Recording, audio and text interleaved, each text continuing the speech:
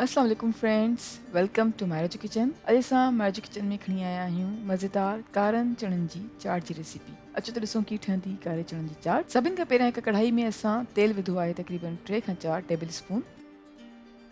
तेल थोरो गरम थी वियो आहे त हाणे विझूं था जीरो 1 टीस्पून। 2 अदद साबित ॻाढ़ा मिर्च आहिनि ऐं असां उनखे कुटे विझूं था। ऐं हाणे जीरे ऐं ॻाढ़नि मिर्चनि खे विचोली बाहि ते पचायूं था। हाणे विझूं था उबरियल कारा चणा 300 ग्राम्स।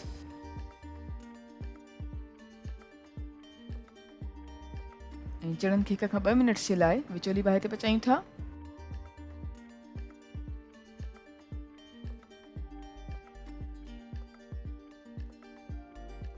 ऐं हाणे विझूं था लूणु 1 टीस्पून। तव्हां पंहिंजी टेस्ट जे हिसाब सां घटि या वधि करे सघो था।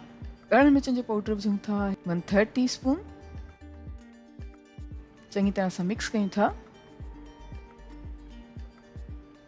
ऐं चङी तरह सां मिक्स करण खां पोइ हाणे विझूं था कटियल बसर। 1 अदद विचोली साइज़ जो बसर खणी असां कटे छॾियो आहे। हाणे विझूं था 1 अदद विचोली साइज़ जो कटियल टमाटो। कटियल सावा धाणा आहिनि 1 कप। इमलीअ जो पेस्ट आहे या जेके गिदामिड़ी जो पेस्ट बि चई सघूं था 3 खां 4 टेबल स्पून। चङी तरह सां मिक्स कयूं था।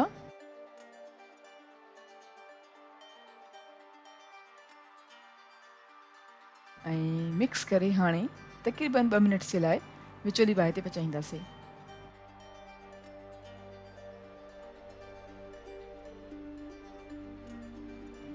जी फ्रेंड्स, असां चणनि खे तक़रीबन 2 मिनट जे लाइ विचोली बाहि ते पचायो आहे। हाणे चुल्हो बंदि करे छॾियूं था ऐं तक़रीबन 5 मिनट जे लाइ ढकु ॾेई चणनि खे ईअं ई छॾे ॾींदासीं। तक़रीबन 5 मिनट जे लाइ असां कारनि चणनि खे ढकु ॾेई करे छॾे ॾिनो हुयो। ऐं हाणे कयूं था डिश आउट ऐं असांजी मज़ेदार कारनि चणनि जी चाट बिल्कुलु तयारु आहे। उमेदु कयूं था तव्हांखे असांजी इहा मज़ेदार रेसिपी ज़रूरु पसंदि आई हूंदी। Thank you so much for watching. असांजी वीडियो खे लाइक कजो ऐं असांजे चैनल खे सब्सक्राइब ज़रूरु कयो।